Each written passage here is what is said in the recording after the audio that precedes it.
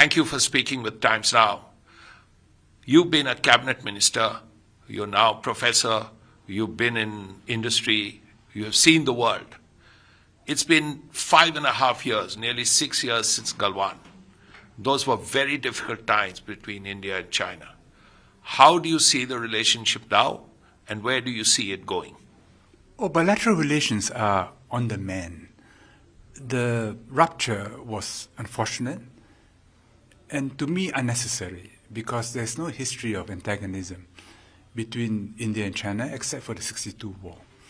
62 war remains a war, a raw wound in India, but largely forgotten in China. I think the Chinese want good relations with India. And after the Ukraine war, when the Americans and Europeans put a lot of pressure on India, I think here the response is obvious, which is to renormalize relations with China because it's in India's interest.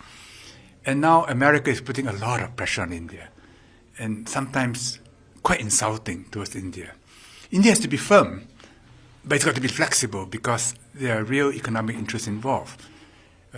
India needs good relations with America, but on the basis of equality.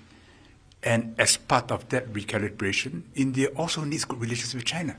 So I see this relationship mending. It will take time to rebuild trust. And if it is done after a period of time, you'll bring substantial benefits to both sides. Of course, but let's look at Greenland at the moment. Where do you see it going? Because at this point, there is a lot of tension, and you almost think that the relationship between the US and Europe is at breaking point. This is a moment in history. Greenland is part of NATO, and for the Americans to say that they may have to use force to take Greenland is a shock to the Europeans. And this fissure in the transatlantic alliance has become a crack. When Secretary Rubio described the Ukraine war as not our war, it's on another continent, how would European leaders react to this? They were following the Americans in their charge against Russia. And now the one in front has turned around and said, hey, this is not my fight, you guys carry on. This opens a new chapter in the Western alliance.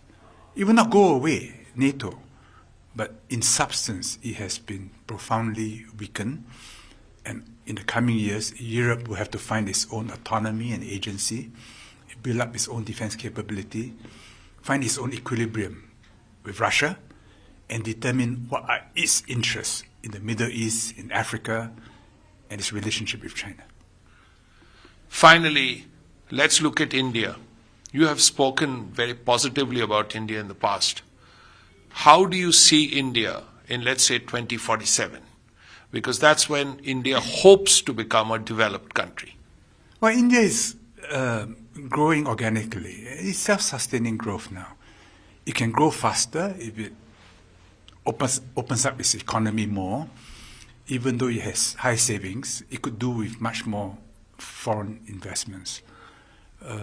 India by 2047 will be either the world's second biggest economy or the world's third biggest economy.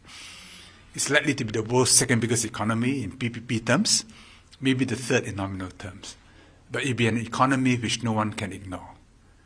And if the policies are correct and you manage your external relations well with America, with China, India can grow faster. And that will change the lives of hundreds of millions of people. Finally, India has a very charismatic leader for the last 11 years. How do you see the policies panning out in the near future?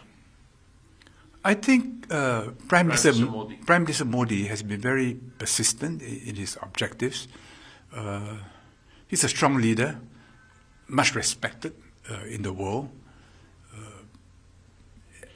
And on major economic policies, have done the right things.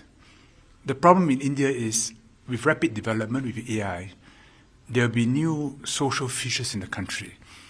And how to make sure that none of those features become too great, whether between states or between castes or religious groups or ethnic groups or language groups, that is a challenge in India's domestic politics.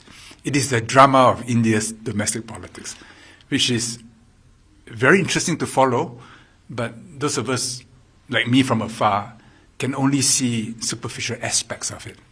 But Modi is a strong leader.